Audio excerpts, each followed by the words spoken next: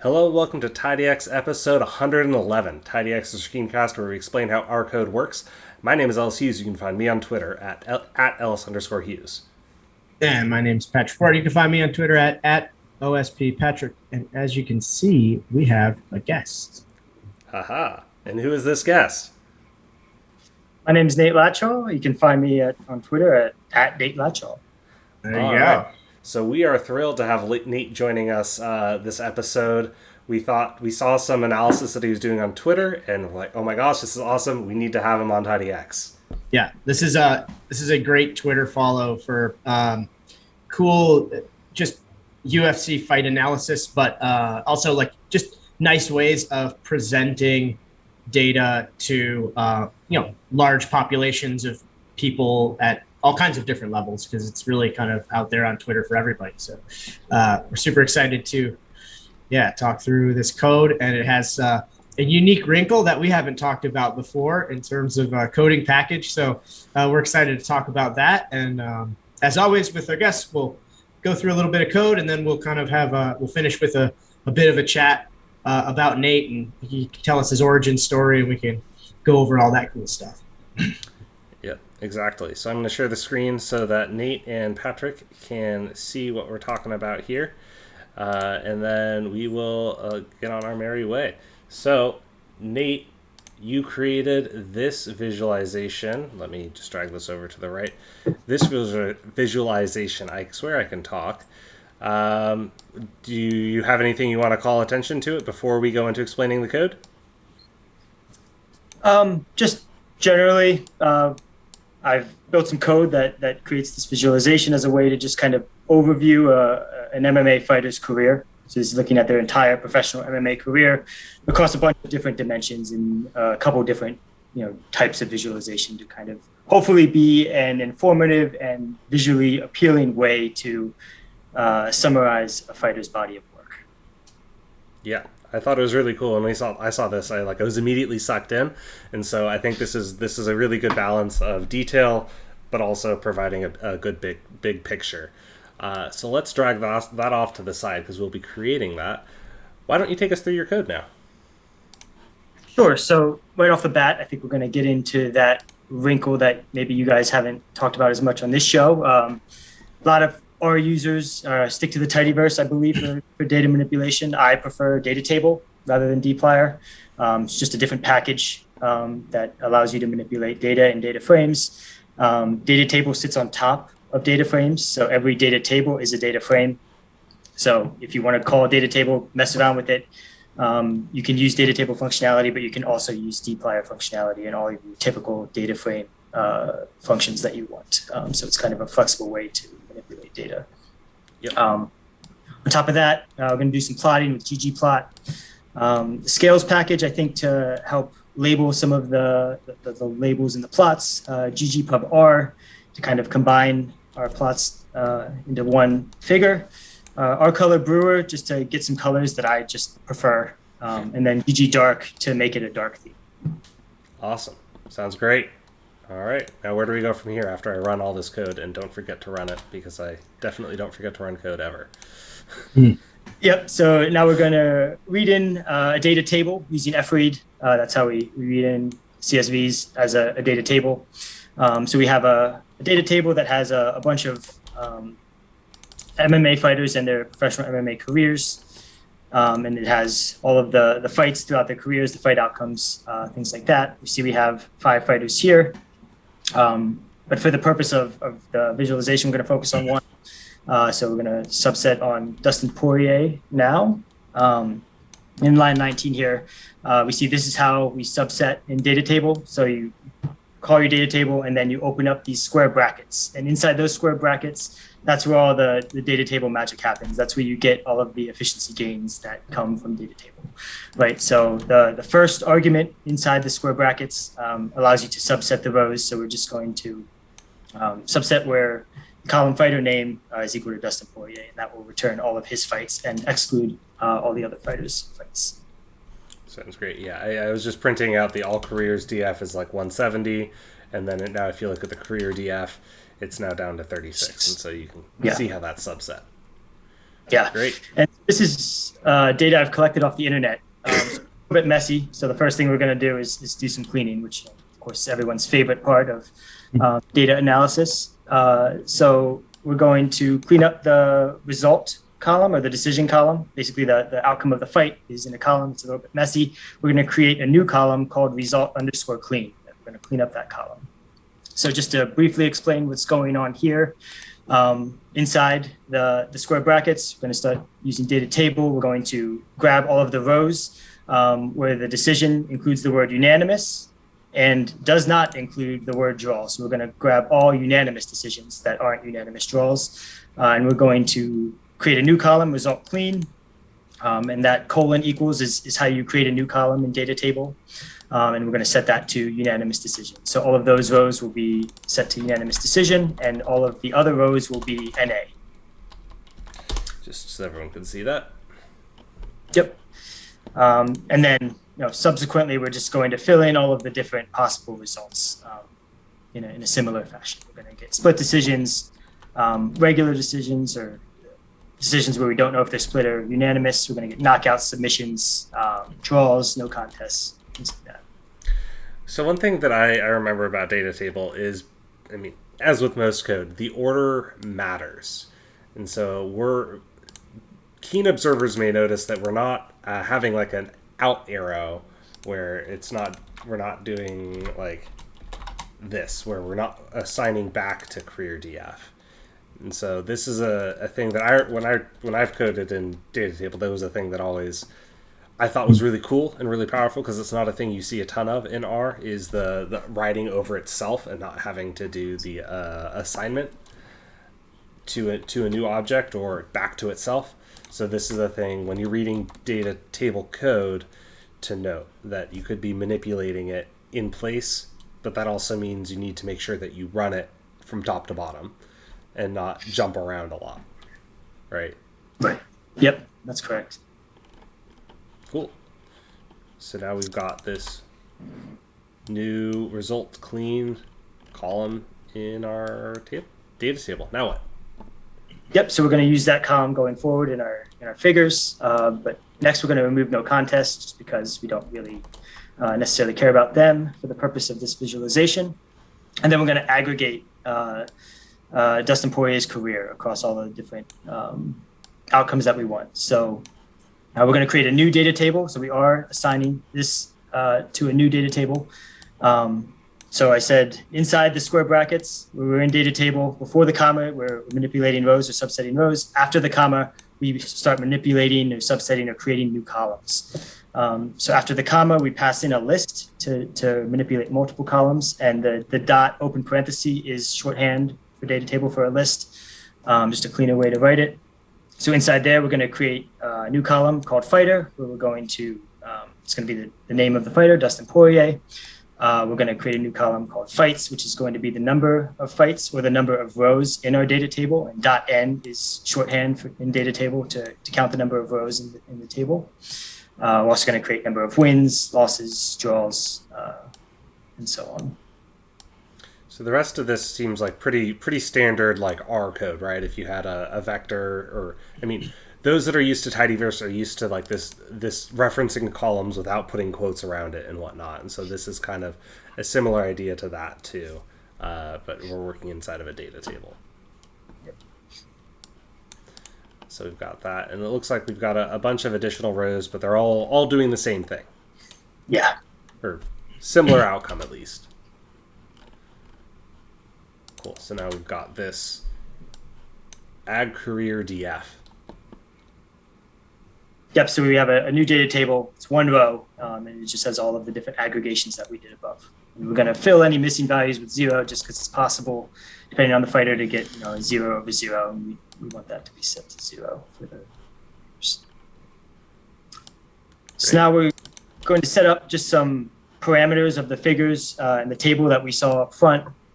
Just so we don't have to keep typing these out, we're going to set them up front and use them later. So we're going to set colors to denote wins and losses. We're going to set font colors, background colors. So the win and loss colors are brewer.pal. That's from the R color brewer package, the paired palette. I just like it. basically a light and dark blue to denote wins and losses.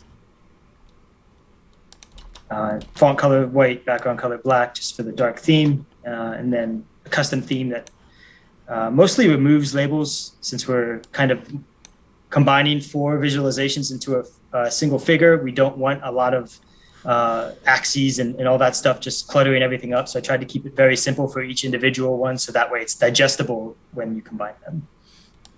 Mm-hmm. Sounds perfect. And then we'll set the fighter record just as a string, and we'll use that in a title later. Boom. There we go. Pretty good fighter. Yeah. Cheers. There you go. And likewise, some parameters for our table. Great. So now we've got our data prepped, it seems like, at least for the most part.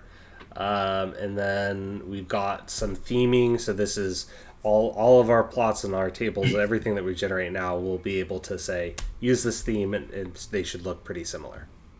Right. Yep. So moving through this, we're going to go through 4 figures, and they kind of all follow like a similar recipe. Right. We're going to create a new data table that we're going to insert into the plot. We're going to format that data so it renders properly in ggplot, and then we'll actually go through and create the plot itself. So here we're basically just taking that aggregated data and kind of renaming columns based on how we want the labels to be named in our plot. Mm-hmm. This seems pretty straightforward. And then we're reshaping it after that using melt. So melt will change it from wide to long, which is just so ggplot handles it accordingly. Mm-hmm. This reminds me of the pivot longer function if people are used to dplyr. Is it dplyr or tidyr? Tidyverse's longer function. Yeah, it does the same thing. Yep. Then after that, create a new column as a factor just to get the colors the way we want, to denote wins and losses. Awesome. Then we create our plot now. So we feed in the data table. We give it the axes of variable and value, fill and color. Go through, set the labels, the bars, and all of that. Yep, sounds good. So and then at the very end here, I see, so you have a little bit of custom theming for the specific plot, and then at the very end, you add the theme that we defined earlier on. Right, and above that, I'm also setting the theme to dark gray, or whatever you want to call that. And so flipping the coordinates at the bar goes horizontal, right? Yeah. There we go. So this is the first plot that plot number we 1 generated. Yeah. P1. And this was, if I recall correctly, in the upper left-hand side of the aggregated visualization. Yep, that's correct. Awesome. All right. Now, because I was... All right. So then it looks like we follow a similar process here for figure 2. So we'll just run through this real quick. It looks like we're doing melting again. Small amount of customization. And then again, similar idea behind the same plot, or similar plot. We're just going to skip over these. The code will be available on the GitHub. Nate wrote all this. To thank him for all this code. I think it's pretty great. And it looks like it's actually commented pretty well, explaining what each piece is doing. Mm-hmm. So this was really helpful for us because Patrick and I aren't as familiar with data table, but we were able to follow what was happening, even if we weren't as familiar with data table, and understand what was intended to be happening here.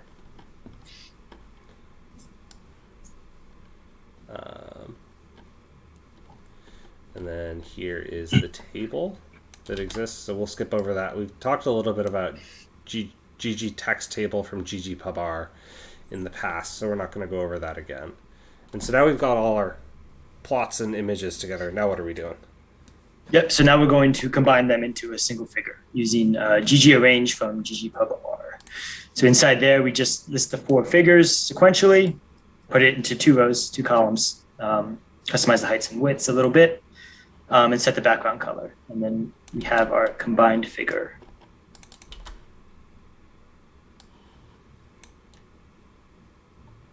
Let my computer figure itself out. There you go. So it looks a little compact here, but when we save it to a file, we'll set the dimensions accordingly so it looks a little better. But yeah. Awesome. So do you want to quickly run us through this, because this is the last bit of code that we've got? Yeah, so we have our combined figure. Now we just want to kind of annotate it. I add like a title up top and like a little annotation at the bottom. So we can use the annotate figure function on the figure, and then set the text at the top using text grab. So we'll just have the fighter name, the fighter record, and then the title, really professional MMA career overview. And then we also do something similar for the bottom, where I just kind of put my name and the data source and possibly the date. Yep, as of date. I don't think I did list the source. Yeah. Yep. So then we just print that inside the PNG, or after the PNG, and that'll save it with the proper dimensions. So it looks hopefully good. Awesome. And that gives us this plot. Yeah. There you go. That's pretty awesome. And I like, the code is very reasonable, and I really like the way that you wrote it, and that it's really, you can put different fighters in at different times. So if you ever want to update it or change it, you don't have to, redo all your coding. You didn't really hard code like the name of the fighter or specifics about the fighter. You really tried to take a generic approach to the code you wrote, which is going to save you in the future. Right, whenever you want to add, like a new fighter enters the ring, so to speak, you can just update that to include their name on it, and you should be able to just rerun this at any point. Or even for Dustin Poirier, again in the future, you should just be able to run this, right? Yep. Yeah, that was a big focus as I was going through and creating these. I started sharing them on Twitter pretty frequently, and a lot of stuff was hard-coded, so it would take some time to iterate on new fighters. Yeah. So slowly over time, I refined this down into what it is now. I did not write code like that. That was like I wasn't thinking that far ahead when I wrote it, if I'm being honest. But over time, I found ways to make it more modular and able to save yourself time, scale it better. Yeah, scale it better, right? Because yes. You could probably turn it into like a parameterized markdown or something like that, where you just select. Sure. And you actually do have a Shiny app. Yep. Where can people find the Shiny app and just sort of select a fighter and look at their kind of stat lines? Yeah, Shiny app. If you visit my Twitter page, you can find it there. I think it's my linked website. You guys can also include it in the description if you want. It's a long URL. But yeah, that's something I built like 2 years ago to kind of enable UFC fans to interact with fight data for upcoming UFC fights. So I update that with the next 1 or 2 UFC cards regularly. So fight fans can go in there and play with the data as they see fit. I try to keep it really open-ended and exhaustive, so they can really go find the stats that they want. So I do feel like I remember as a kid, a UFC fight was like a big deal, maybe like one a month. And then it slowly turned into like 2. So now it's like pretty much every weekend I see you tweeting about all of, there's a new card. This is a massive time-sensitive hobby. What's your day job? Day job, yeah. So I work for a small software company in the Philadelphia area called Freya Systems. They primarily contract for Boeing. Do a lot of data science and development. We have a lot of developers as well. So as a data scientist on the data science team, working with Boeing, we get a lot of data off the aircraft and try to take that data and predict maybe the failures of components before they happen, and do a lot of different analytics for them and some other customers as well. Oh, interesting. And what was like your trajectory to there? Like, what did you study in school and those kind of things? Yeah, so I did my undergrad in math and economics at Dickinson College. I was on the soccer team there, so I had a background in athletics growing up. Went right to grad school after that at Carnegie Mellon, got my master's in statistics from there, and then kind of joined the real world and got a real job down in DC working with like a government think tank in defense, doing big quantitative research projects with a lot of PhDs there. Wow. I was able to really learn a lot and grow a lot as a data scientist, as a programmer in R. And then a year or two ago, came back to Pennsylvania where I grew up and started working for Freya. Mm-hmm. And why R? And like, yeah, there you go. Like, why was that just like what you were taught in school, or is this just like you just really felt comfortable with it? Because I mean, I think I saw on your LinkedIn that you know R and Python. Yep. So I'm pretty comfortable in both. Definitely much stronger in R, probably because I use it in my free time to do like this MMA analysis. And I'm probably biased because I learned it first. So I learned it at Carnegie Mellon. Everyone was using R there. When I got a job, we kind of used both, and I just really preferred R. I think the data table package I really enjoy. I enjoy the syntax. I enjoy the speed much more than like pandas or what you might use in Python. And I really enjoy ggplot, visualizing data. I find that it's just the syntax is much easier to learn and follow and much more flexible, at least given my understanding, than something like matplotlib or Seaborn Python.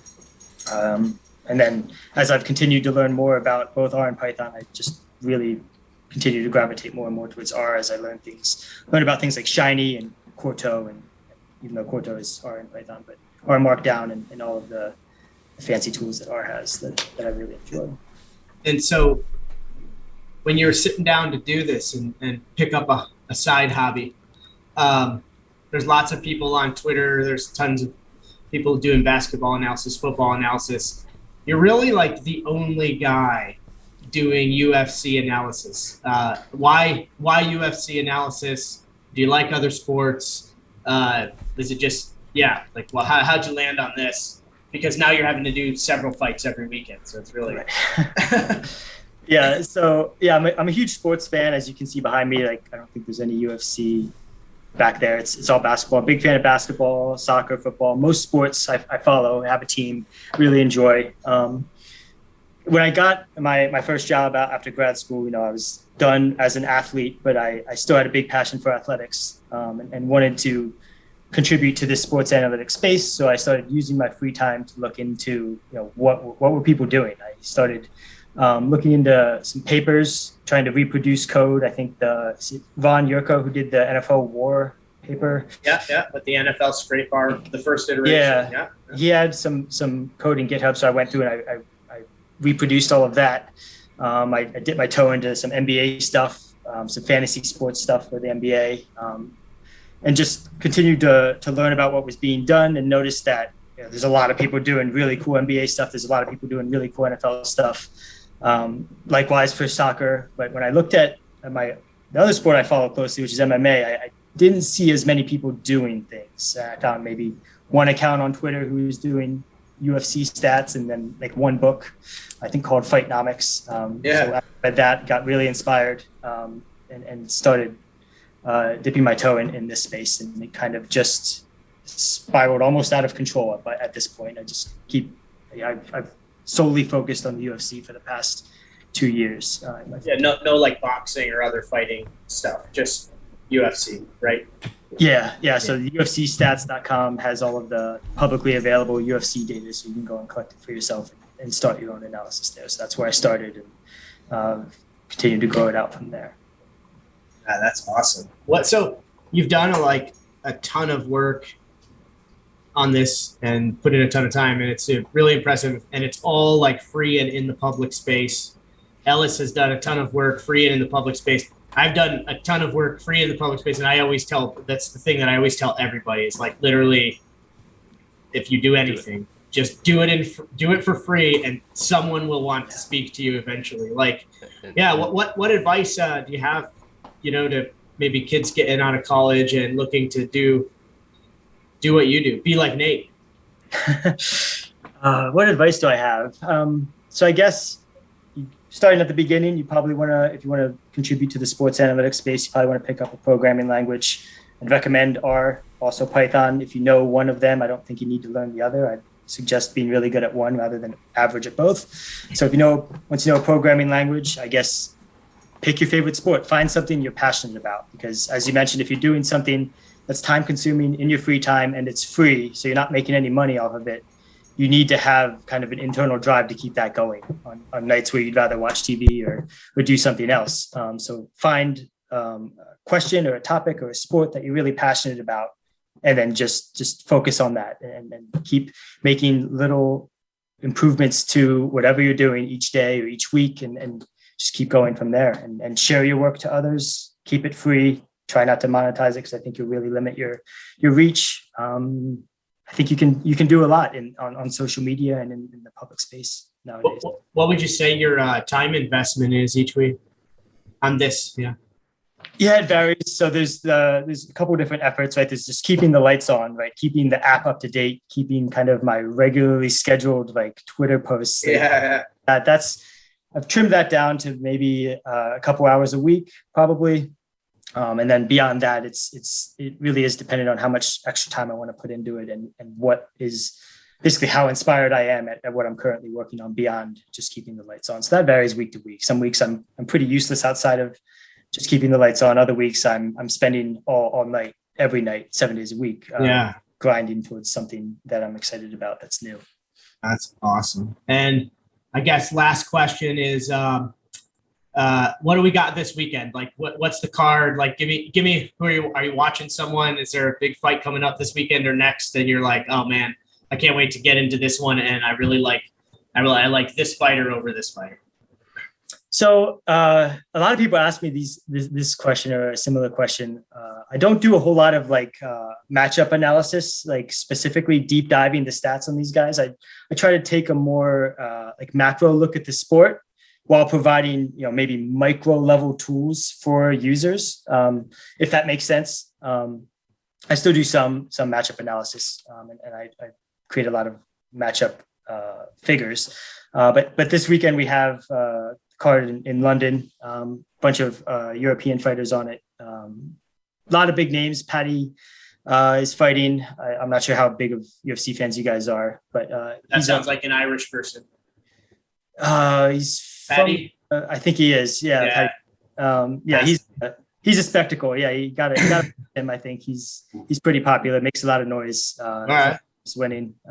Main event, I think, is Curtis Blades and Tom Aspinall, two heavyweights who finish almost all of their fights. So that would be a good one to watch as well. So finish, you mean it goes the distance? No, ends in a finish. So ends inside the distance. Sorry, finish. Yeah. Okay. So someone's either getting, going out or tapping out or something like that. Probably, yeah. I think that's where the odds are. Yeah. Super. Okay. Yeah. So that's the fight we're watching. We're watching for this weekend. I love that. That's awesome. Sounds great. Yeah. All right. I don't have any more questions. Any other questions? Cool. Well, we could end it there. Nate, we really appreciate your time. Why don't you let everybody know again where they can find you on Twitter and click and follow his work. It's like literally, I think it's one of the coolest follows right now on Twitter. I always check to see like what he's posted and how it looks. I really like it. Yeah, I appreciate that. Yeah, it's at Nate Latshaw on Twitter. Latshaw is spelled Latshaw. Have a shiny app if you're looking to dive into the fight data for upcoming UFC fights. I have a blog I created using Distill. We didn't really get into that, but I do some longer form analysis on there, create new metrics, things like that. And yeah, happy to connect with anyone interested in either the UFC or the statistical side of the sport or any intersection of any of that. Awesome. Cool. Keep them busy, man. Well, thank you so much for joining us for this episode. As always, you can find me on Twitter at @Ellis_Hughes. And you can find me on Twitter at OSPPatrick. And the screencast is on Twitter at tidy_explained. Or you can hit us up on Gmail, tidy.explained@gmail.com. Usually the easiest way is just go on the YouTube channel, like and subscribe, drop a comment at the bottom. Other than that, we have a Patreon page. If you feel like our work has helped you in any way and you'd like to contribute, we appreciate that. It definitely buys us a coffee or a beer on the weekend, which is really cool. Maybe a beer to watch this game or these fights this weekend. Yeah, right. And awesome. Well, Nate, appreciate it. We look forward to seeing more of your work. Yeah, thanks, guys. Really appreciate it. Thank you all so much, and keep on exploring your world.